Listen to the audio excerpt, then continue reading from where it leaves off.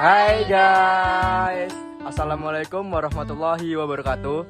Jadi kami di sini lagi observasi di rumahnya teman kita, yaitu rumah Om Anton atau Alvero. Alamat ada di Margerjo. Langsung saja kita ke Bapak Alvero sini guys. Pak. Halo. Lagi ngapain Pak? Ini lagi kontrol ikan. Gimana? Jadi saya mau menanyakan tentang bibit-bibit atau pemilihan ikan ini ya Pak ya. Jadi saya ingin bertanya kepada Alvero, teman kita, ini awal pembibitan itu bagaimana, terus berapa ekor ikan yang ada di persekat ini? Pertanyaan dari Akil. Jadi awal pembibitan itu dimulai dari pemijahan dari indukan dipijah, lalu menghasilkan larva, lalu larva itu ditebar per kolam. Itu ukurannya kalau di sini per sendok ya, itu per kolamnya 5 sendok. Itu menghasilkan per kolamnya itu sekitar 60.000 ekor ikan ya.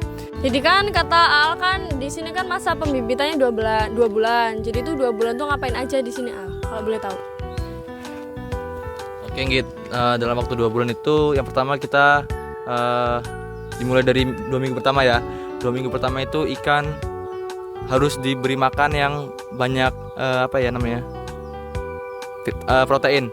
Namanya itu Artemia, itu biota laut yang ditetaskan. Ada alatnya di rumah, ditetaskan dulu, baru nanti muncul biota laut itu, baru bisa ditebar. Nah itu ngasih makannya 2 jam sekali dalam 24 jam. Setiap 2 jam sekali itu dikasih makan itu. Nah terus dari 2 minggu itu sampai umur sebulan itu dikasih makan cacing sutra. Itu juga mengandung banyak protein ya, supaya menunjang ikan itu supaya cepat besar. Nah itu cacing sutra. Terus habis itu setelah 1 bulan hingga umur 2 bulan itu menggunakan pelet itu. Jadi di sini kan ada dia gelembung-gelembung itu. Nah, gelembung-gelembung itu tuh fungsinya untuk apa sih, Al? Oke, buat fungsi gelembung-gelembung yang dimaksud itu adalah oksigen ya, Dit. Itu tuh oksigen sebenarnya. Oksigen yang disalurkan dari belakang, dari blower namanya, disalurkan melalui pipa-pipa terus masuk ke dalam kolam. Itu fungsinya untuk supaya ikan tuh segar. Ikan tuh kalau nggak ada oksigen dia lemas. Makanya dikasih oksigen biar dia tuh sehat, segar gitu. Kalau ini apa, Al? Kalau ini? Nah, kalau itu saluran oksigen dari pipa disalurkan ke selang-selang lalu masuk ke dalam kolam-kolam gitu nih. Al, jadi bagaimana cara sirkulasi air dan mengatur pH? Oke, Dam. Aku jawab ya. Jadi cara sirkulasi air tuh di bawah ini ada pipa. Jadi setiap pipa ini isinya tuh air dan tinggal nyambung ke kolam-kolam. Jadi nanti gantinya itu ya dikuras dulu airnya setengah, habis itu baru diisi gitu. Jadi nggak bisa dikuras semua airnya, itu nggak bisa, nanti ikannya bisa mabok malah. Terus habis itu cara mengatur pH. Cara mengatur pH-nya itu kita ada tampungannya, di situ ada tampungan. Itu gunanya buat menetralkan atau mengatur pH. Jadi air tuh didiemin dulu dari tower, didiemin dulu di situ selama 3 hari. Nah itu cara untuk menstabilkan pH gitu. Terima kasih ya Al. Oh iya, aku mau nanya, ini tuh ikan patin bisa nggak sih dipelihara di kolam tanah?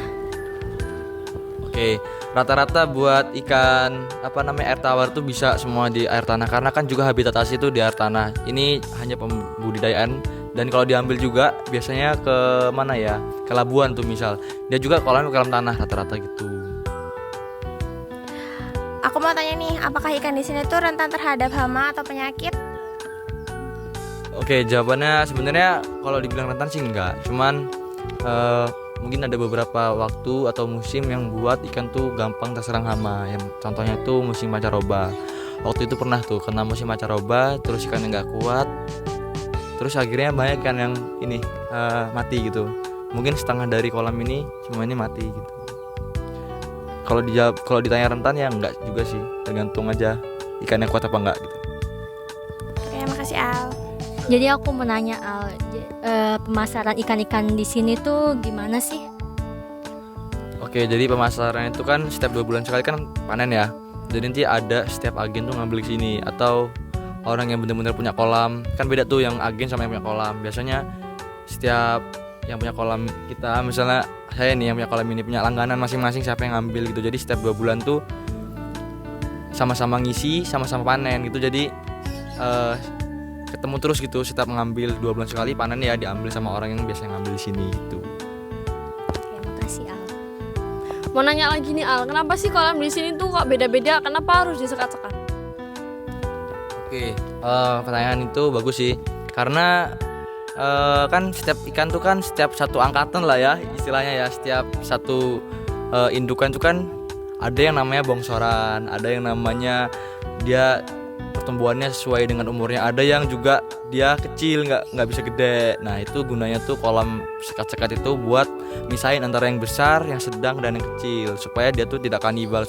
Karena ikan tuh terutama ikan patin ya, bukan hanya ikan lele sih yang kanibal, ikan patin juga bisa kanibal gitu. Kalau misalnya dia lapar terus ukurannya beda jauh bisa dimakan.